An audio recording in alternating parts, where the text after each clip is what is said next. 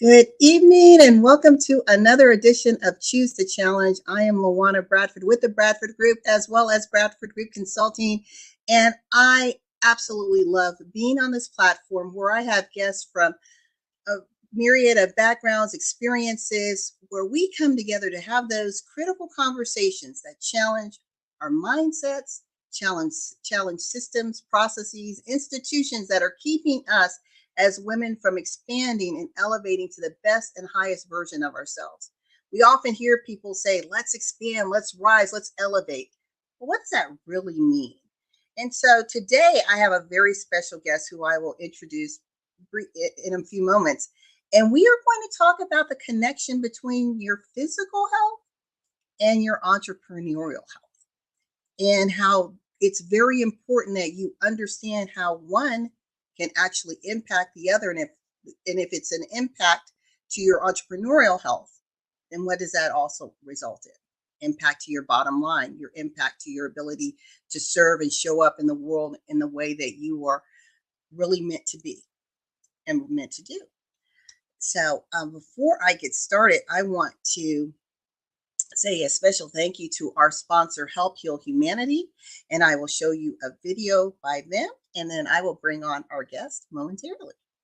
For the past 5 years, Help Heal Humanity has successfully run an elementary school in Canaan, Haiti. Due to COVID-19, the political unrest, and the recent earthquakes, food is scarce. The students attending our program are coming to school starving, and therefore causing a disruption in their academic goals. We need your help, now more than ever, to provide these students with the nourishment they need to continue their education. Our goal is to raise $100,000 so we can feed 100 kids lunch daily and send them to school in the upcoming year.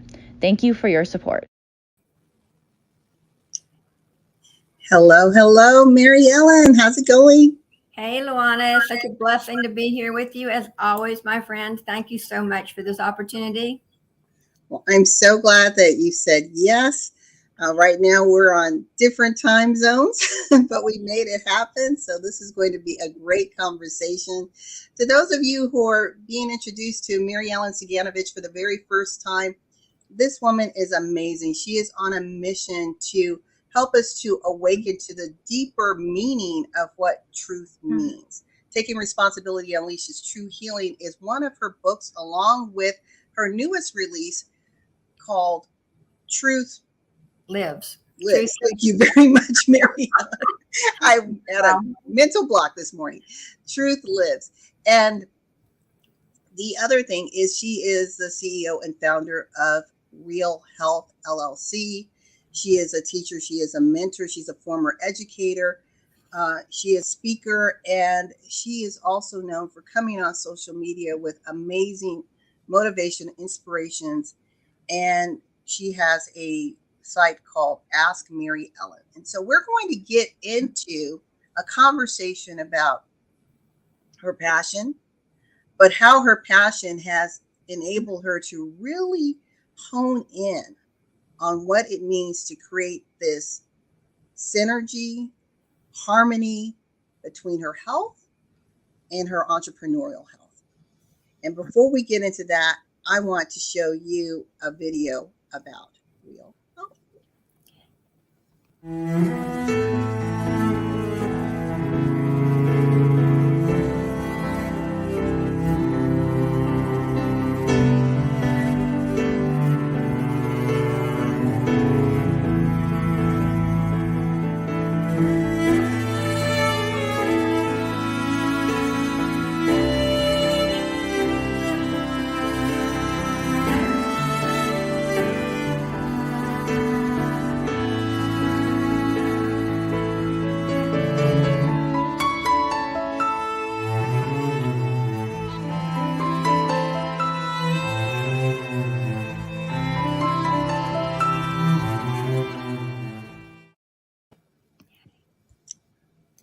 All right, Mary Ellen, let's just kind of start unpeeling this onion a little bit.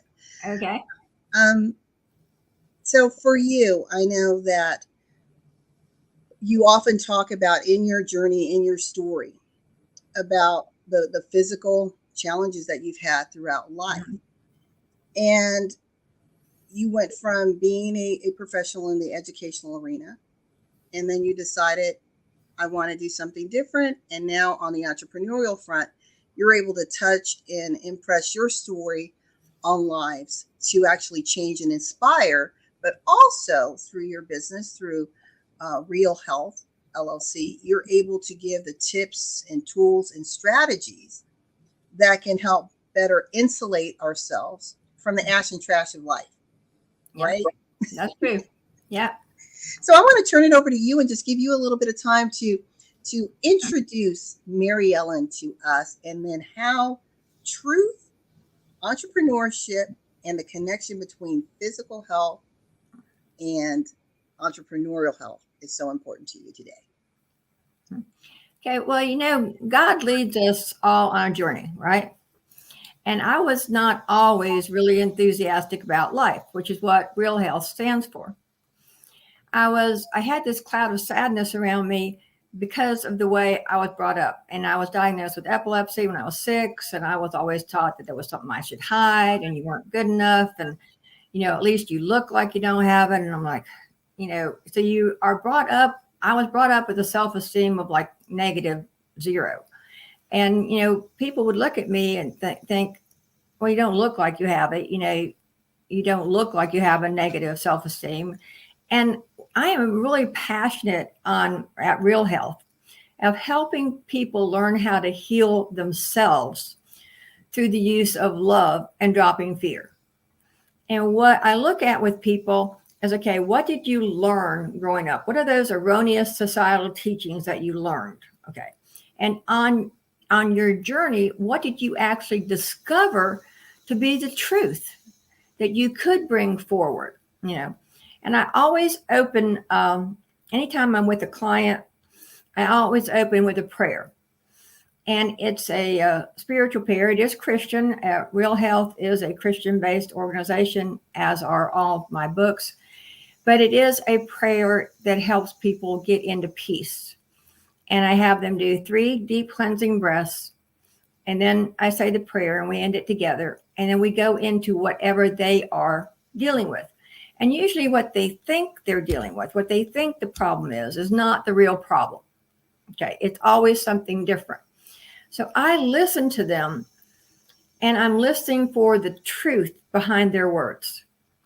I am listening and I'm thinking to myself, and so because I was working with a brother and sister the other day, and they were at each other, and I finally stopped them.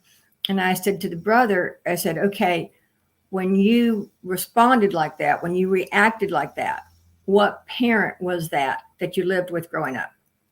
And they both said, oh my gosh, that was this parent. And I said, okay, did you like it when you were growing up? No. Well, okay, why do you want to recreate it in your life now? You can choose differently, because awareness of anything is your first step. You can't fix anything if you don't know it's broken. Okay. And that awareness wakes you up. And then you have to appreciate that awareness with forgiveness of whatever happened, and, forgive yourself. And forgiveness, we're taught that forgiveness is about the other person. Actually, forgiveness is about forgiving yourself for listening to that person. And maybe as a child, you had to listen to that person. That's fine. You don't any longer. You're an adult. And, forgive yourself for keeping that suitcase dragging along behind you. And as you forgive yourself, you open yourself up to loving yourself, whereas we're all healing. Everything good begins when you begin to love yourself. And I have different techniques. I take different people through. It depends on what they're dealing with. I love what you just said, and this is so critical. So to those of you who are joining us on Choose to Challenge, we're here with Mary Ellen Ciganovich with Real Health and LLC, and we're talking about the connection between physical health and entrepreneurial health. And you just said that typically the things that we think are the issue, the blocks, are not. It's the surface. So how do we even become aware that there's something deeper? Well, one of the best things you can do is to be quiet with God and always listen to your body. Your body will talk to you. Your body will send you messages. Your body, like, okay, I'll go back. I was diagnosed with MS in 1989. There weren't any prescriptions for MS at the time. So I had to begin a journey of alternative healing because I was a single parent. Okay. I had an 8-year-old child that I was going to raise. I did want to get married again. Of course, when you have epilepsy and MS, it's a little difficult. Anyway, and, I went on this journey thinking, okay, I can create my own picture of MS. I'm not going to allow MS to control me. I'm going to control it. Okay. And how can I do that? And there was a certain place in the house I had at the time where I sat, and the sunlight would come through this window and be on me. And I used to visualize that being God. And I kept hearing to take mega doses of vitamin C. And then I would go someplace. See, when God talks to you, you hear it, and then you kind of discount it. And then you'll go someplace else and you'll see it again. And then you'll go on the internet and you'll see it again. And you're like, okay, God, I heard you. I'll do it. So I started, and mega doses of vitamin C vitamin C is a natural antiviral vitamin. Now, people do not think of multiple sclerosis as a virus. It's a virus. It's just not a contagious virus. And I've done a lot of research on it. So I started to take that, and then I added vitamin D to it, which now even neurologists will say, add vitamin D. And I was taking quite a bit of vitamin C, like 20,000 units a day. And you don't want to do that because it creates a kidney stone. Do not do that. You can take antioxidants, which are also good antivirals. And there are different antivirals that you can take to keep it in control. So I started beginning to study Chinese herbs and Chinese medicine. I began studying at it used to be the Atlanta Attitudinal Awareness Center. And now I think it's the Atlanta Awareness Center. If Dr. Zerman's still even practicing, I'm not sure. And I began to become aware of myself. Now, MS, if you look it up, is related to stubbornness, hard-heartedness. Now I thought, I'm not hard-hearted. I'm the most giving person in the world. What do you mean hard-hearted? And yet my father used to say, Mary Ellen, you would beat a dead horse with a stick and tell it to get up. And I would too. And so that stubbornness was keeping me stuck. So what I did with my MS monster when he comes out is I embrace that MS monster with a great big hug of love. And I just squeeze it really tight until I see it breaking up and let it go. Not that anyone should love having MS. It's very difficult. Last Saturday, this time, I was having one of the most severe attacks I've ever had. And I was in bed. So, and it does bring on fear, because I get in that fear mode of, oh my gosh, what if it doesn't go? And you can't allow yourself to do that. You have to say, this will pass. I will give it to God. I will get, and there are different, and I use with myself all of the connections or activities that I give to my clients, like staying now, just stay in the now moment. Okay, now MS is here. Allow it to be here. Allow it to sit. It's going away. And you visualize that. Visualizing your healing is so very powerful. And I used to sit when I would meditate and I would see now MS is related to demyelinating off the nerves of your brain. I could explain it to you, but whatever. So and neurologists will say, well, it can't be regenerated. Well, I don't know if that's true or not, because I used to sit and I would visualize that myelin coming back together. And on my MRIs, when I would go for a second or a third one, they would go, I don't know what you're doing, but it's getting better. And I'm like, okay, that's good. And I let it alone. So finally in 1992, when the medications came out, since I was doing so well, I said, well, I don't need them. I prefer to handle my case of MS my way. And I still handle it with very few prescriptions. I do take some when I need them. There is an IV treatment I use when I need it. I just don't want to have those drugs going in I don't want to be reminded that I have MS every single day. I want to live at least one day living my life, letting it go. And that is so powerful, to talk to your body, the way you communicate to your body, the way you visualize your healing, the way listen to your body. Okay. And one of the reasons I had an attack last Saturday is because of something that I actually drank last Friday night. And I hadn't had alcohol forever, and I ended up having an alcoholic beverage kicked in. So I told Pete, I said, never again, no alcohol. That's it. But you have to listen to your body, and you have to cut those ties of the past.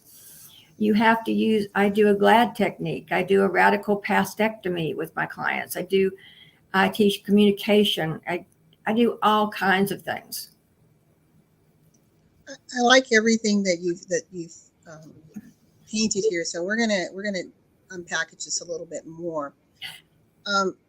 You said that we need to speak to. Well, actually, there's two things: visualize ourselves as we want to be physically well, whatever that is defined by you, and then speak to our bodies, but also listening to our bodies. So that's one side. And that's the same thing that we talk about on the business front, right? We talk about, your vision board. Where do you want to be? What are your goals for your business? And I often wonder, why are we not taking those same principles and applying it to the most valuable resource that we have, which is this body that we live in? And if we do these techniques that you're talking about, Mary Ellen, I believe that it empowers us to where we are able to have clearer thoughts, have clearer vision, and then we're able to apply that to our business. But when we are in this state of, as you said, if you're only focused on the illness or the physical restrictions, right, then it just expands. That's all you can see. Yeah. Right? You're giving energy to what you don't want. And why would you do that? I don't want to give my MS any more energy than it has. I want it to cut its energy in half. I want it to, my human form has MS to deal with. In my true spiritual form, there is no MS to deal with. Because when I die and go to heaven, am I going to have MS? Well, hopefully I'll go to heaven, whatever. Because then you're saying there's MS in heaven, and that's not possible. So in your true spiritual self, when you get connected with your knowings in here with God, allow it to go. One of the, I've read several cancer healing stories about the power of laughter. There was a man that was diagnosed with cancer a long time ago, and he locked himself in a room and literally watched like every funny movie he could for the whole weekend. And he went on to live, instead of 6 months, he went on to live like 10 years. And I think that was a Hollywood director, I believe. There, another lady who began the attitudinal awareness movement, Louise Hay, was diagnosed with 3 forms of cancer. And she learned through affirmations, through changing her diet, through listening to her body, how to go on and live. And she built the Hay House Publishing Company, which is huge today and has all kinds of healing books in it. And there was another lady I read about, she went and she got a massage. And as she got a massage, she started crying and getting all those toxins out. And then she went to the doctor on Monday. Next time she went to the doctor, her cancer was gone. There are plenty of these stories out there. It's just people say there's that little doubt there, and you want to get away from that doubt. You have to get into your knowings. Yes. And I agree 100%. And on the, so we're going to cross over to the entrepreneurial lane and still showing you the connection here. Everything that Mary Ellen is sharing with us, it's a parallel journey on the entrepreneurial side. So again, what you focus on expands. Mhm. Are you allowing others to put their fears and their perceptions of whatever it is on you that you're unable to move forward in your zone of genius and excellence? And I love the story that you just shared about Louise Hay. Again, coming from a situation of I guess I'm going to say physical challenge, Yeah. because you can overcome any challenge. Mhm. But she came from physical challenge, and then from there, her business expanded. Mhm. And it's, even though she's no longer physically with us, Mhm. that Yeah. legacy still lives on. Her books, her teachings are going to last for generations after generation.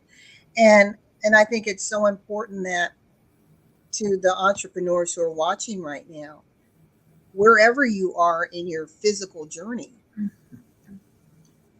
you have to have your own toolbox that you need Mhm. to give you that stamina, that resolve to keep pressing through to your ultimate vision and goal in your entrepreneurial life. And I love what you said, Mary Ellen, when you're in tune with your body and oh, I can't do this anymore, or I need this much rest. I'm not good at after 7 o'clock at night.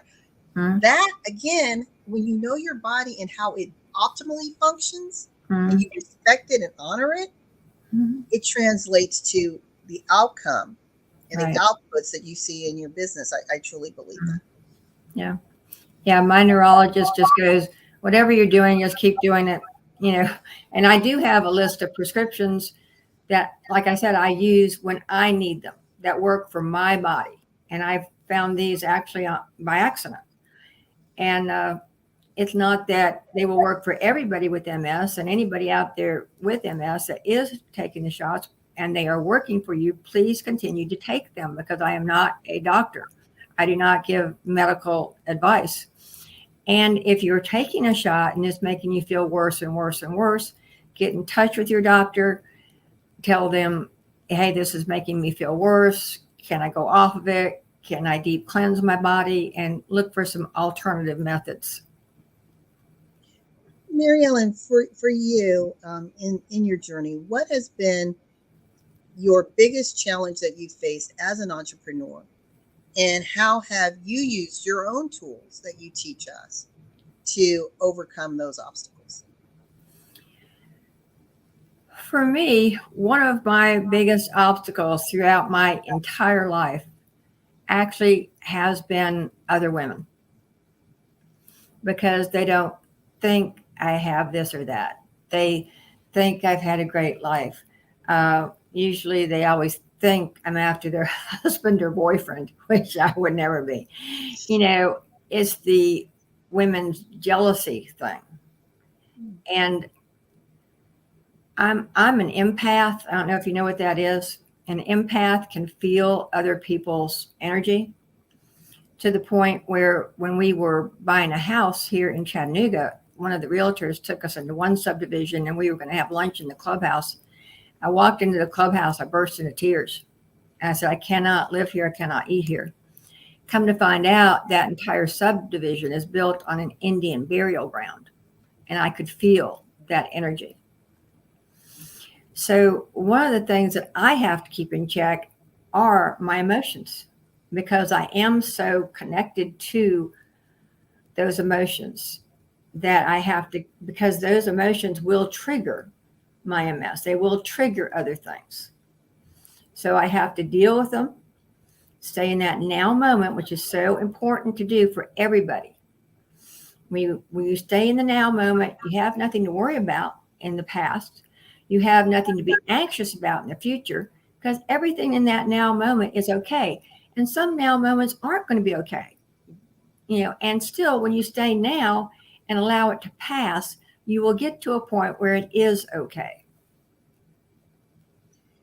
You mentioned that when you start off with your clients, you take them through 3 deep breaths, Mm-hmm. and then to the next step. Do we have a couple minutes for you to just give us a taste of what that would be like? Sure. I would take them through 3 deep cleansing breaths. I would just say, in through the nose, out through the mouth. In through the nose, out through the mouth. In through the nose, and out through the mouth. And then I would say the prayer, which is, we see in our mind a little ball of golden light.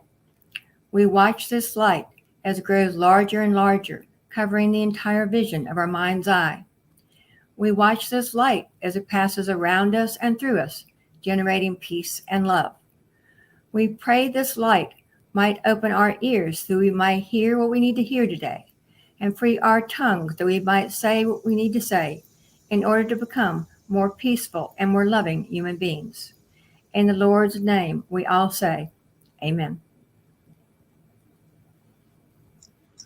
I love that. And I think it's so important for us to find as entrepreneurs and just in life, those quiet moments, those times that we can pray, we can meditate, we can become in tune with not only our physical bodies, but the spiritual side of us, because we are, I believe, spiritual beings having a physical experience. And when you're able to do that, and this is just LaWanna's view of the world, I always say I'm able to find the opportunity in the chaos. I'm able to find the opportunity and the joy in the ash and trash of life. Because as you keep living, there are going to be hurdles. They're all different for different people. We're in our independent lanes. One is not better or worse than the other. It just is. It is your existence. But Muriel, and what you're showing us through your work is, number one, how we can take responsibility and ownership, how we can uncover the root cause of the experience that we have now, and then how we can live a purposeful and enthusiastic life, no matter what the challenges are, right? Exactly. And can I quickly give all of your listeners a simple little exercise they can do anytime during the day? Yes, please. Well, it's called the GLAD technique. And it was founded by Dan Altman a long time ago. It was one of my instructors. And GLAD, when you are going through a day, and let's say you're feeling stressed and worried and anxious or whatever, stop and say to yourself, I'm going to do the GLAD technique. G stands for find something to be grateful for right in that moment. Okay. L stands for what have you learned about yourself today, or what have you learned about the day, or what have you learned recently? It can be learned about anything, a fact or anything. A stands for what have you accomplished during the day, or what are you going to accomplish during the day? And D stands for delighted. Look around at God's great big wonderful world and find something to totally be delighted on, and then come back to the now moment. You know, to the listening audience, sometimes life becomes more complicated because we make it so. And this simple technique, it is really simple. But the thing is, we have to be committed and do it. You said to pause and to be grateful and look around. What can we learn from our experiences, and then celebrate those accomplishments and be delighted. And when you were talking about delighted, I thought about the scripture where God says He delights in you. And there was a song. I think it came about in the 80s, and it was called "I Delight in You." And the song is a person praying about the journey and the struggle that they were going through, but they're telling God how much they delight in God. But then God responds and says, you know, my child, you know, I'm seeing you go through this, but I'm there with you and I delight in you. And I believe that God wants to delight in us. And the way He's able to do that is when He sees us celebrating and loving who we are. You know, limitations are only defined by the world, but how you see yourself is something totally different. Like you said, okay, I've been diagnosed with MS, but do I want to see myself Is that how I define myself? No, it's just part of your journey, Yeah. right? Yeah, exactly. It's just like having epilepsy. People used to say epileptic. Well, no, because I'm not a walking, talking epileptic. I have epilepsy to deal with. Okay. Right. Well, Mary Ellen, we have about 5 minutes left. So I want to take myself down and allow you the opportunity to talk to the audience, let them know how they can connect with you, and anything that you want to share. It's your Okay. stage. Okay. Thank you. Hopefully. Hi, here at Real Health, which is really enthusiastic about life, we help people to learn about themselves. And when you're really serious about becoming really enthusiastic about life, when you're really serious about coming from love and dropping fear, get in touch with Real Health. You can go to askmaryellen.com, which is my website. And if you feel guilty, unworthy, or ashamed of your past choices, I can help you through that, because I've been there, done that, and I've worked through them. Or if you're sad about life, or if you're depressed about life, if you have a PTA, a parenting group, I've written many parenting articles. I speak to a lot of PTA groups. I'm working with the Girl Scouts here in Chattanooga, Tennessee this year, which is such a blessing because I was a Girl Scout myself. And they're doing mindfulness, which is wonderful. And so if you are going through a divorce, or if you're planning on getting married, before you get married, let me help you see things so that you know you are really in a place where you should be before you take that major step. If you're single and you want to have someone in your life, how can you do that? How can you become what you seek? There are all kinds of activities. If you are I go to a lot of companies and talk to their employees about how to communicate with people. I do teach communication because it's so powerful that you speak in picture words so people will hear you. And I can explain that when I work with you. Keep away from any negative words, because when you say a negative word like but, everything after but, people aren't going to listen to. And most of the time, people aren't listening. They're thinking about what they're going to say next to defend their point. So speak slowly. Always come from love. Love is healing. And before you can heal yourself from any diagnosis, you have to love yourself. And in order to love yourself, you have to become aware of what you're still holding on to from your past. You have to forgive yourself. And you have to go forward and begin loving yourself. And it's not easy. It's something that you have to do every single day. I know it's not easy because I still have to do it every single day too. So if you need assistance, if your teenager needs assistance, I taught 7th and 8th grade for about 15 years. If you have family dynamics, I can help with. So if you need me, I'm at askmaryellen.com. Real Health right here in outside Chattanooga, Tennessee. So if you're in the Chattanooga or Atlanta area, I'll be glad to come and meet with you personally. Thank you so much, Mary Ellen. Now, one question I know our listening audience may have, do they have to physically be there with you, or are you able to do this virtually as well? Yeah, I have a lot of Zoom clients, and I actually also I have a couple clients that I listen to over the phone. It's hard to do over the phone because I have to listen not only to what they're really saying, but I have to listen to, are they really listening to me? Are they doing something in the background that's not helping? So I will ask them questions every once in a while to get them back on track. And, it's interesting, LaWanna, because as much as people come to me and they say, oh, yeah, I want to be that. I want to be that. I want to find someone in my life. Then I will give them something as simple as, well, at night, write at least 3 to 5 gratitudes. So powerful. In the morning, 3 to 5 gratitudes.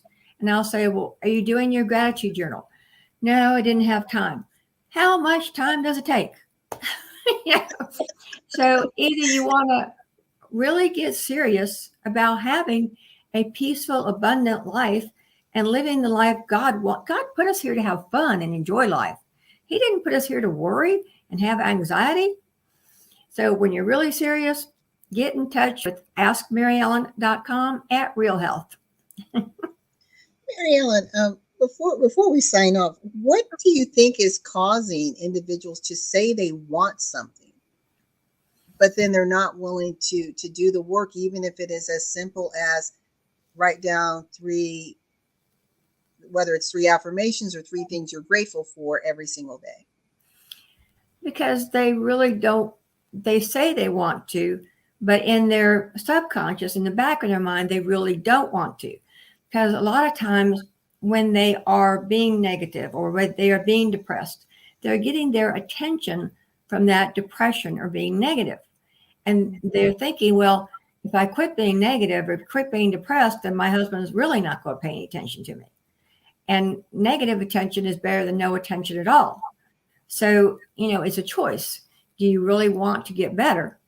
Or do you want to keep going around being a sourpuss, being negative and all this other junk that you have all the time? Yeah. Well, I'm so grateful that you were able to come on. I definitely like to have you come back. But to those that are listening, we have been here with Mary Ellen Ciganovich with Real Health, being really enthusiastic about Life LLC. Yes. And she helps you to, as she mentioned, they do a deep dive into who you say you are, where you want to go, what is limiting you from advancing to that place in that space, whether it's in relationships, whether it's in business, even dealing with where you may stand with physical limitations, because Mary Ellen's been there. She's living this wonderful journey of intentional. I want to say she's intentionally living life. She's intentionally celebrating life, and she's not allowing life to define her, but she's defining life on her terms. And being grateful all along the way. And I know Oprah Winfrey mentioned that the more she started to be grateful and thankful for things in her life, the more abundance she started to experience in life. And I think we can all see that. Again, what you focus on expands. Exactly. And people have to have fun. You'll be surprised how many clients I ask, what do you do for fun? Fun? What's that? I mean, even like I go to Dollar Tree and get some dollar, blow up balloons, and I bring them home and let them go. And Pete and I go, oh my gosh, there goes. It's just fun for 5 minutes, but it's fun, folks. Have some fun. I do that too, not with balloons, but I have the bubbles, right? Oh yeah. And sometimes I'll take those out when I have people in the house, and I start blowing bubbles, and they're looking at me like I'm crazy. I'm like, well, when's the last time you blew bubbles? Or my dad and I, my dad is 92, and he loves life. And in May, we went kite flying. I'm like, Dad, let's go fly a kite. And he's like, okay. And of course, he's giving me all the strategy about good kite flying. But it was fun. It was 20 minutes of fun, a memory that will be solidified forever in my heart and mind of me and my dad now as an adult, flying kites. So there's so many simple ways we can do to have fun in life. And I love what you said. Find a reason to laugh, right? Even if you have to laugh at yourself and your own mistakes or whatever, just laugh. It's not that serious. I know. It'll pass, folks. It will pass. Trust me. Yes. Well, Mary Ellen, I want to show, if I may, can I show your video one more time? Because I think it's very powerful. And again, please reach out to Mary Ellen at askmaryellen.com. Have a conversation. Just inquire, get to know a little bit more about her services. And if you're looking to elevate your life and your business, she's someone that you want to have on your team to partner with you. Life is not meant to journey alone. And sometimes we need those guideposts, those people who can help us see what we can't see because we're limited by all the muck that may be in our way. So is it okay if I show it one more time? Oh, it'd be a blessing. Thank you so much. Great. Here we go.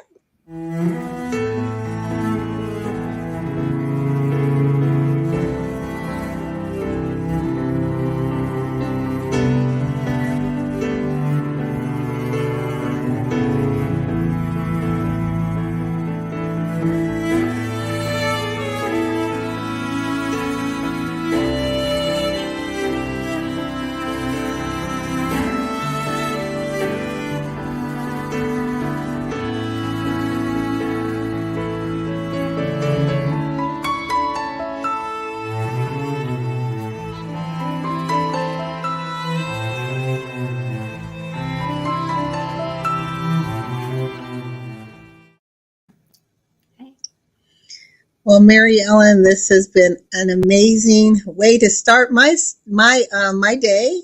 And to those that have joined us, please again reach out to Mary Ellen at askmaryellen.com.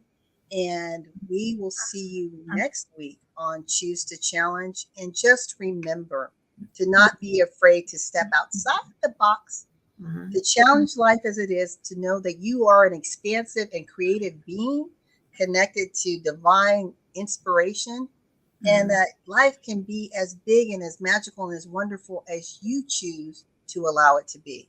And remember that in life and in business, when your vision intersects with opportunity, success is inevitable. Until next week, everyone. Bye-bye. Thank you, Mary Ellen. Thank you so much, LaWanna.